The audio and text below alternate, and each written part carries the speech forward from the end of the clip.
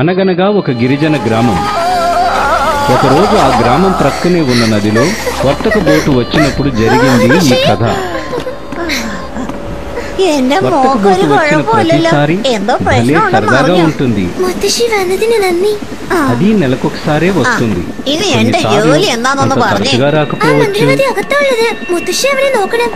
അവനെ ഞാൻ നോക്കിക്കോളാം. നിങ്ങൾ അതിനെ കുറിച്ച് വിഷമിക്കണ്ട. അല്ലെങ്കിൽ തന്നെ എനിക്ക് അവനോട് കൂട്ടുകാരൻ ചെയ്യാനുണ്ട്. ഇപ്പം എല്ലാം കൂടി ചേർത്ത് ഞാൻ കൊടുത്തോളാം.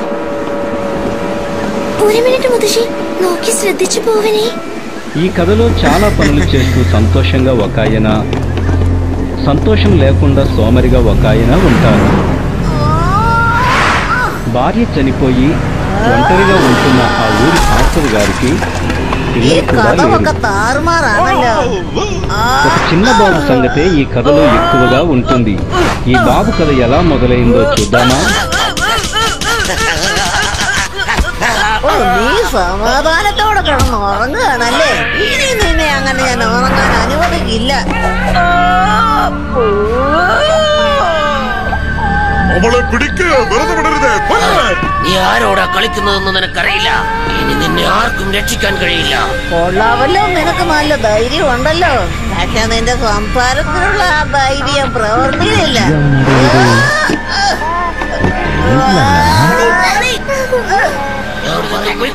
ഇല്ലെങ്കിൽ നിന്റെ ജീവൻ വേഗം പോകൂ. വെറുതെ വായിട്ട് ചലിക്കാതെ പച്ചോക്കി എന്നോട് വാ മുട്ടി നോക്ക്. ഓടി വാടാ വീശക്കുട്ടാ, ഓടി വാ. ചണ്ടി പിള്ളാണ് പെറ്റണം చాలా കഷ്ടം. വേണ്ട, അടുത്തു വരരുത്. നിങ്ങളെ കൊണ്ട് എന്നെ ഒന്നും ചെയ്യാൻ കഴിയില്ല. പൊയ്ക്കോ, വേഗം പൊയ്ക്കോ. പറയുന്നത് കേക്ക്, പൊയ്ക്കോ. എന്നെ വിട്, എന്നെ വിടാനാ പറഞ്ഞത്. മര്യാദയ്ക്ക് വിട്. എന്നെ രക്ഷിക്കൂ, ഇവരിൽ നിന്ന് എന്നെ രക്ഷിക്കൂ. വേഗം വരൂ. എന്നെ വിടൂ.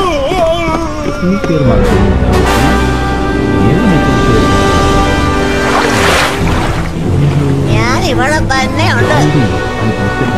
എല്ലാവരും ചെല്ല്. രക്ഷപ്പെടാൻ പാടില്ല. എങ്ങനെയെങ്കിലും പിടിക്കണം. ആ കേൾവി എവിടെയാണെന്ന് അറിയില്ലല്ലോ. డాంబీ అంటే అందరికీ ప్రేమే. అబ్బాయి ఎక్కడి నుంచి వచ్చాడో ఎవరికీ తెలియదు గాని పాస్టర్ గారింటికి వచ్చినందుకు అందరూ సంతోషిస్తున్నారు. అదిగోండి, ఆ వంటవాడు తప్ప అందరూ సంతోషిస్తున్నారు. డాంబీకి చేయగలిగినంత సాయం పాస్టర్ గారు చేస్తూనే ఉన్నారు. అయితే ఆయనకు వేరే పనులు కూడా ఉండటం వలన చంటి పిల్లాడి బాధ్యత అంతా వంటవాడు చూసుకోవాల్సి వచ్చింది. అయితే అది వారికి ఇష్టం ఉండేది కాదు. వంటవానికి ఒక ఆశ మాత్రం ఉండేది. డాంబీ పెద్దవాడైతే తనకు పనిలో సాయం చేస్తాడని ఎదురు చూస్తున్నాడు.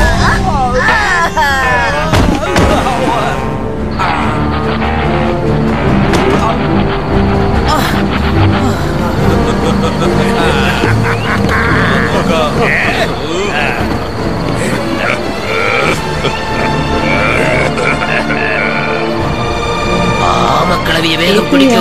എന്റെ കൈ കൊണ്ട് വേണം അവള് ചാകാൻ. വേഗമാകട്ടെ. അങ്ങനെയാണോ? പറ്റുമെങ്കിൽ നീ എന്നെ പിടിച്ചു നോക്ക്. ഇവിടെയുള്ളവരെല്ലാവരും ഞാൻ പറയുന്നത് അനുസരിക്കൂ. എന്റെ ആഹാരമാണ് അവർ കഴിക്കുന്നത്. ഇതിന്റെ ശക്തി എന്താണെന്ന് നിനക്കറിയില്ല. നീ എന്റെ സ്ഥലത്ത് വന്ന് എന്നോട് കളിക്കുന്നല്ലേ? ധൈര്യമുണ്ടെങ്കിൽ നീ എന്നോട് ഏറ്റുമുട്ട്.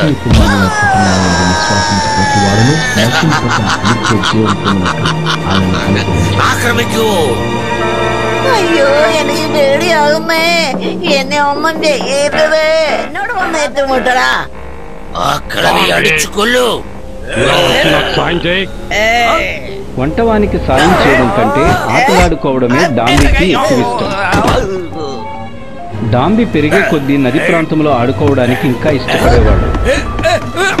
అక్కడున్న మొసళ్లతో చాలా జాగ్రత్తగా ఉండాలని పాస్టర్ గారు ఆ అబ్బాయిని హెచ్చరించారు. ఎందుకంటే అది చాలా ప్రమాదకరమైనది. మొదట్లో ఆ మొసళ్ళు డాంబీ దూరం నుండి చూసేవాడు. పెద్దవాడయ్యాక ధైర్యవంతుడయ్యాడు.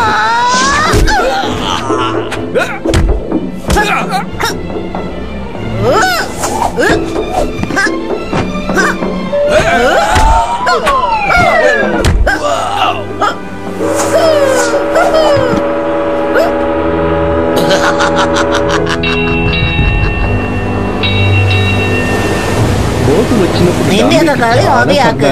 എന്റെ ജോലി കഴിഞ്ഞ് ഞാൻ പോവുക. നമുക്ക് പിന്നെ കാണാം. അവർ രണ്ടുപേരും അടുക്കളയിലുണ്ടാവും.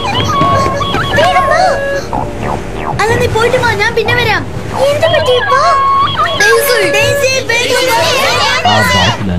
ഞാൻ പറയുന്ന കേൾക്ക്. രണ്ടുപേരും പോയി കൊടുങ്ങും. നീ കടലിൽ കണ്ട് പേടിക്കണ്ട. ദീപ എന്റെ ഒപ്പം വരൂ. അവൾ എവിടെ തന്നെയുണ്ട്. കളിച്ചിണ്ടേ.